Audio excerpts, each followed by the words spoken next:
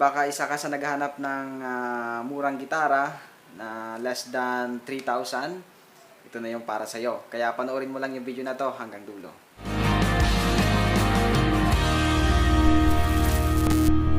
Yan, kumusta mga katupa? Isang panibagong video na naman ang inyong nakikita. Okay, sa video na to ay mag-unbox tayo at mag-review ng isang budget guitar na pinadala sa atin ng Clifton Guitars. Okay, so yan mga katupa, pakita ko sa inyo yung box pagkadating ng gitara.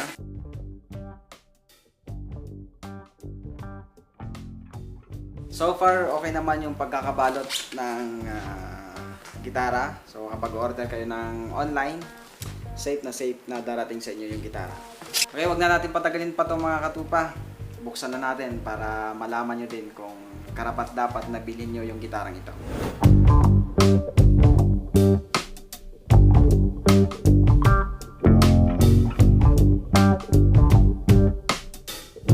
Okay, yan na.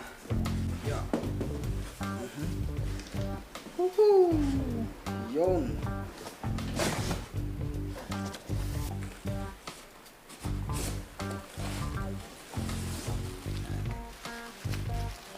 Ito na mga katupa.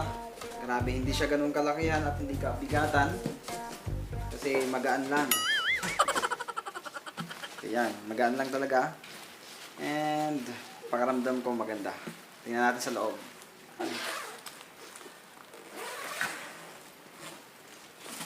Yun. Ba, ayos ah. Yun. Wow. Ganda. So, black yung pinili kong kulay. And may nakita ako ditong strap. May kasama na pala siyang strap. Clifton. Alright, may kasama siyang Allen wrench. Yan. Ayos. Yung ibang ganitong presyo ng gitara, wala silang kasamang Allen wrench. Pero dito, meron siyang kasama. Wow! Ganda.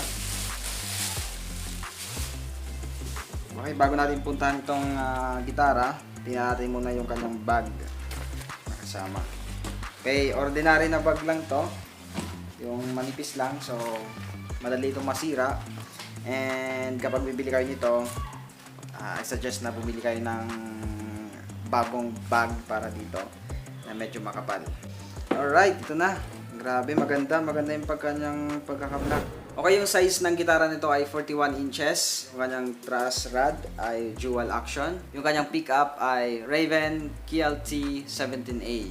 Then yung kanyang body, yung top niya ay Linder or Linder, di ko alam anong tamang basa dyan. And yung kanyang back and sides ay Linden. Yung kanyang fretboard ay artificial rosewood. Yung kanyang bridge naman ay plastic. And yung kanyang nut and saddle, walang nakalagay dun sa description dun sa may Lazada store ng Clifton. Pero I think ito ay plastic. Kung mali man ako, Clifton, i-comment dyan. So, plastic naman siguro to. By the way, meron na siyang free battery. Okay, so itono na natin tong gitara mga katupa para makita nyo na at marinig yung sound quality nitong Raven RY41.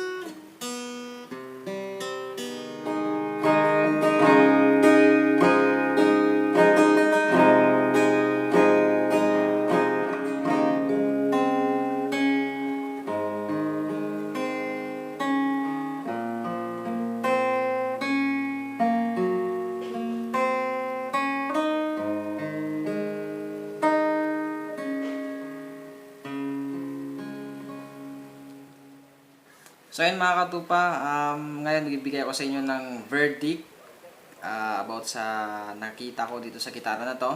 So unang-una nagustuhan ko dito ay magaan. Magaan lang yung gitara. And of course kapag magaan, pwede mo siyang madala kahit saan. Maganda talaga siya sa pang-travel. Then pangalawa ay easy to play. So madali lang talaga itong i-play. Kaya bagay na bagay ito sa mga beginner, yung nagsisimula pa lang sa pagigitara. Gusto mo na magkaroon ng sariling gitara na mura at madaling i-play. Pangatlo, nagustuhan ko dito ay yung kanyang design. Simple lang siya and talagang gusto ko rin yung black talaga na kulay pagdating sa mga gamit. Ito ay matte finish naman siguro ang tawag dito. Pangatlo, yung nagustuhan ko dito ay yung kanyang sound. Okay, nagustuhan ko yung kanyang sound. Kaya nagustuhan ko yung sound nito pero hindi siya ganun kalakas. Okay na siya. Para sa akin okay na siya. Kasi nga, for its price, consider mo na lang na ganito yung kanyang quality. Pero, okay na to. Hindi na siya parang katulad ng ibang gitara na tunog lata. Ito ay talagang parang nasa 5,000 yung price niya. Pero sa akin lang, personally, medyo nakukulangan na ako dun sa kanyang lakas ng tunog. Okay, pero okay na. And lastly, syempre yung kanyang presyo. So magkano ang price nito? Ito ay dito. So sa kanilang Lazada store, ang price nitong gitara ay 2,950. And dito sa nakalagay sa pinadala nila sa akin, siguro kasama na to yung shipping fee. Sila naman nagpadala nito. Ang total ay 3,000. Sana? 3,344. Yung hindi ko naman nagustuhan dito ay pagdating sa pickup, yung sound. Medyo hindi ako ganun nasayahan sa tunog. Maybe magagawa nyo yan ng paraan sa pagtitimpla. Pero sa akin, medyo hindi ako, nakukulangan ako sa quality pagdating sa pickup ng sound niya. So yun lang ang masasabi ko dito. And pag gusto nyo bilhin tong gitara na to, meron silang tatlong kulay na available. Yung natural, yung brown, at ito, yung black. So meron kayong pagpipilian. Pwede nyo silang directly na i-contact sa kanilang FB page. Message nyo sila sa Clifton Guitars. Ayan, at nasa description yung link. Then yung kanilang Lazada store, pwede rin kayo doon mag-order. Nasa description box yung link. So hanggang dito na lang yung video na ito mga katupa. Maraming salamat sa inyong panonood. Jesus loves you. All the glory belongs to God.